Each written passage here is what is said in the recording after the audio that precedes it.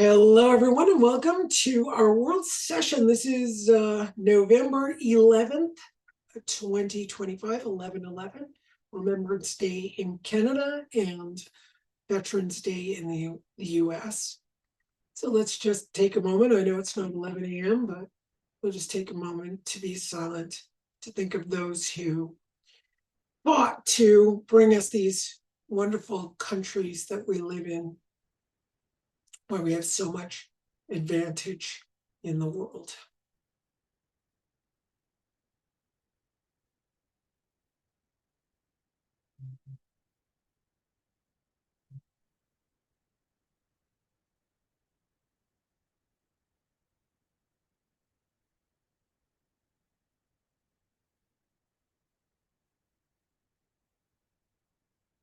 Thank you all. All right, so today we did a little bit of putting our thinking caps on to see how we could rise above sort of the physical. And this can also be for your physical body. It can be for your beliefs and your belief systems, those ideas that need to leave the body mind. It's nice if those go before they kill us, right? Or kill your ideas before they kill you.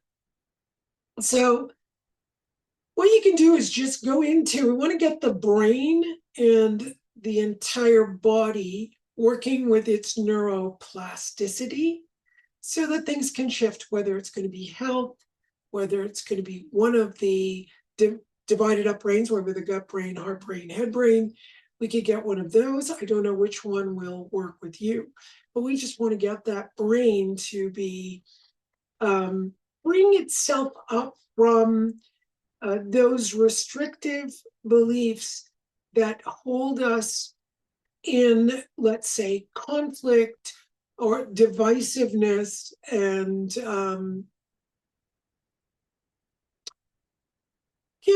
inability to choose, let's say. I think that would be really smart. That's going to be in the gut brain. So, one of the things that science tells us is that when we make a decision, it's made, and then we think of, well, I made this decision because of this, that, and the other thing. I find that fascinating, that when we make a decision, it gets made way before we come to the decision-making process. No, not the decision-making process, before we come to the reasons why. Oh, I made this decision because of this, and that. No, you didn't. You made the decision. So in the work that I've done for many years, which I don't do anymore, was breakthrough. And, in that work, we kind of looked at, how do we make a decision? That was one of the big questions we asked, and we would realize, oh yeah, the decision just happens. So now science is validating that. Our decisions happen, then we go through this whole process of, oh, I made this decision because of this, that, and the other thing. So it's post the decision process. So we need that to clear itself up, because the gut brain is going to make all kinds of decisions. It's not our head brain. The head brain just comes up with all the reasons, but the gut brain is where we make the decisions, where we discern. So if you think for a moment or feel into your gut brain, is it cleared up of some of the tentacles that go along with a bunch of, let's say, beliefs that keep you, let's say, in overreaction? You get triggered. You might think you're right, or best, what's good or bad, and you lose the ability to question. Right? So we need that questioning to occur, to question ourselves. Now, it's okay if you don't question yourself and you talk to someone so they question you. That's good enough. At least you're going to go into that direction. Because we find that wars or conflicts usually occur because we don't allow that question to come in, nor do we question our ideas. We don't question what's going on. And we don't listen to other people.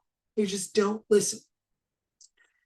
So with all of that in place, I can already feel the gut brain kind of going, yeah, that feels really good.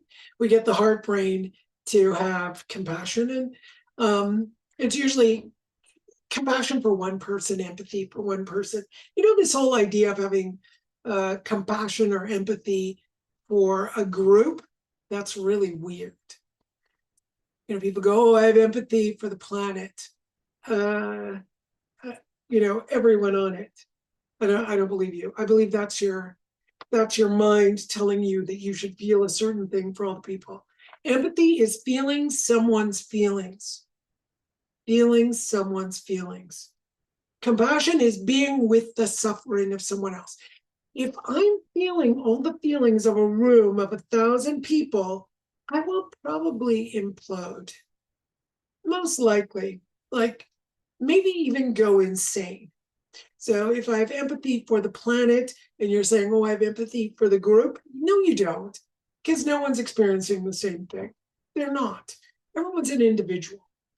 And if you're saying I'm with the suffering of someone, I don't believe you. If you say I'm with the suffering, there's a bunch of people starving in a country, I can say, wow, I feel for that country. I would think that would be terrible. But saying I have compassion, I'm with their suffering. If you're experiencing 1 million people starving, what would that be like? I don't think I could speak. I don't think I could actually say the words. So say the words that, oh, yes, I have compassion for them. I'd be on the floor experiencing what it would be like to have 1 million people starving at the same time. So I feel like those kinds of words are very iffy. They're extremely iffy to me.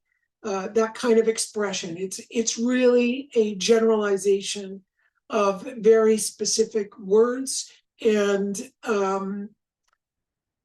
maybe it's virtue signaling, maybe it's I feel really good about myself because I empathize and I feel this, when you're not really involved in your 3 brains.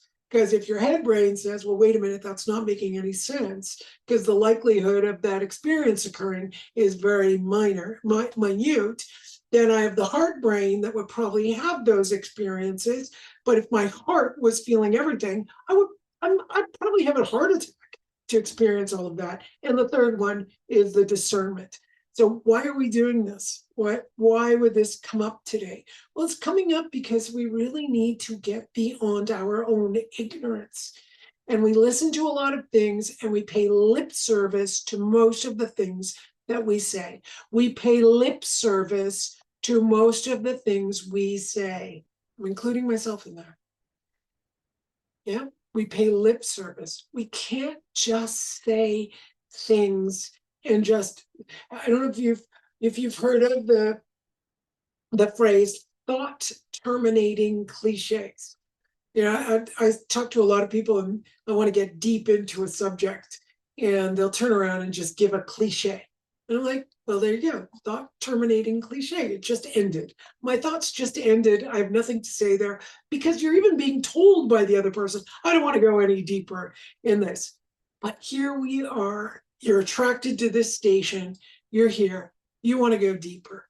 And the way you're going to go deeper into understanding what's going on with you is to understand that you have 3 separate brains within this entire brain, and they all need help. They need proper food, they need proper nutrition, they need proper exercise, and they need to be flexed by asking a lot of questions and letting those questions be asked to you as well. Not just sitting around saying, okay, I know everything and I'm going to tell you what things are like and what they're all about. It's to be able to be questioned. Nice deep breath. So I'm going to look at the defense mechanisms that are around being questioned. So there's a group that I'm experiencing right now, this sort of energy of people who do not like to be questioned. Don't question me. Then there's the stupid question, which there are, sorry to say, there are stupid questions.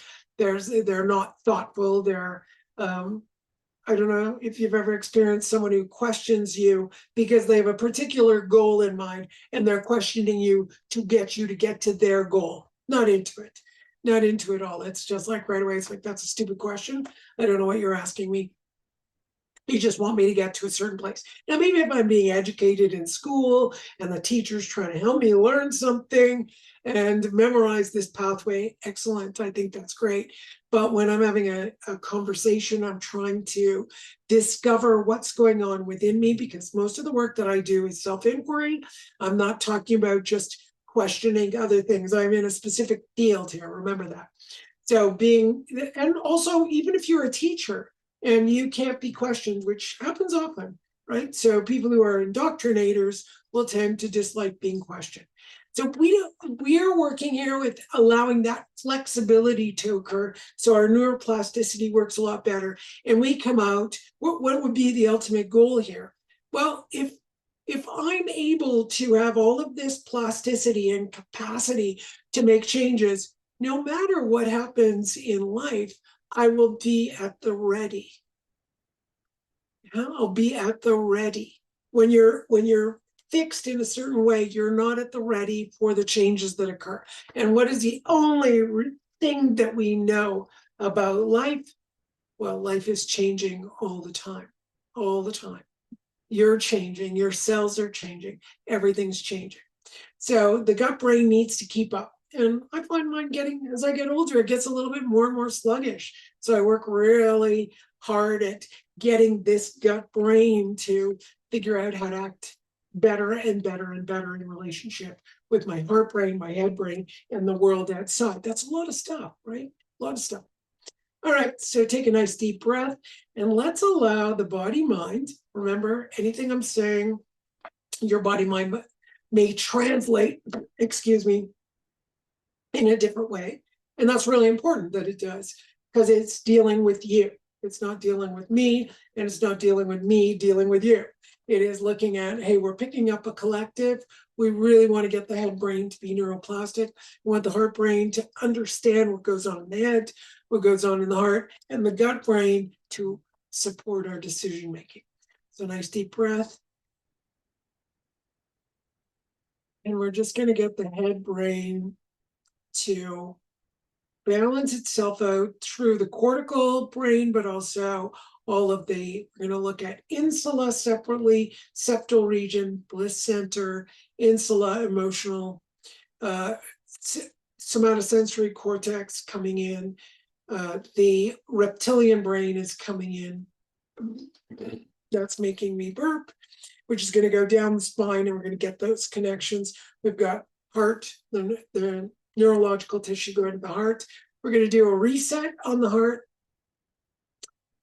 and just be here right now and inhale. I'm going to do the reset and exhale.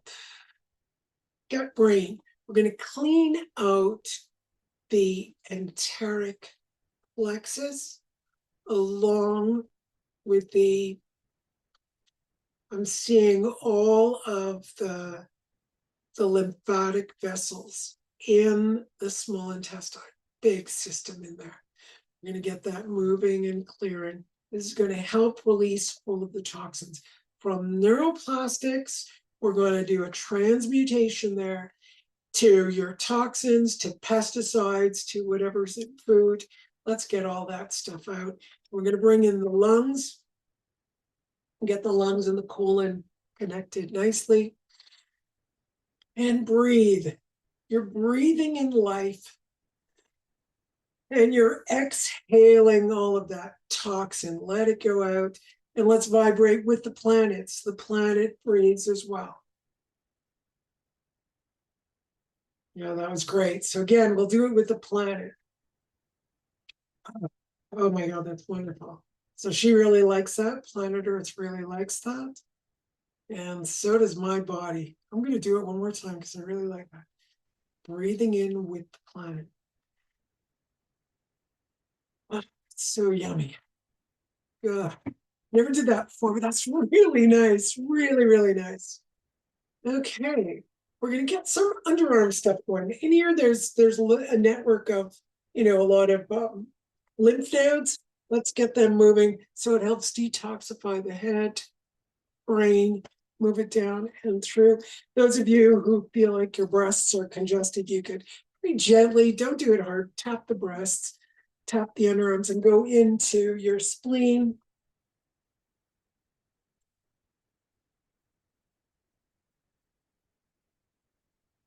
Okay, so now I'm just going to give permission for my bad ideas, those ideas that could kill me if I keep them.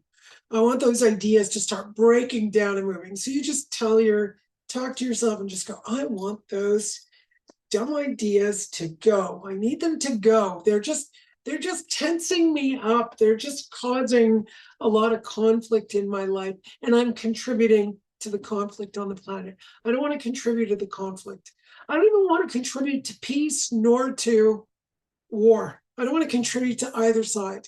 I want to be in a space where there is a greater metaphysical understanding of everything that's going on here, because those who need to be in the conflict, I'm not supposed to take them out. Nor are you. They might come and ask you. Have you ever seen those people who come and ask you to get them out of a conflict, but they don't really want to go out? Somebody who comes and asks you for money, but they don't really want to pick up their bootstraps and go off and deal with things. No, that exists a lot. We don't need to be part of that, but someone who needs to be part of it, that's their journey. We don't stop them, but we can elevate the consciousness, and there'll be some place for them to come to when it's their time. So elevating our consciousness.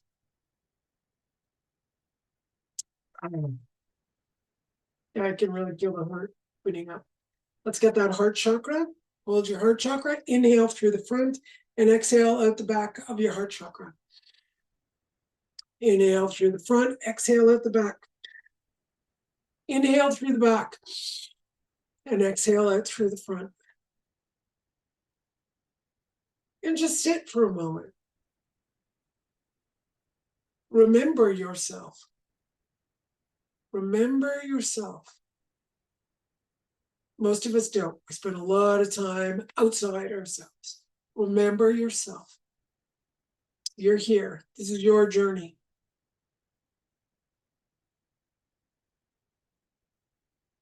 And with that, I thank you and have a great week. See you next week.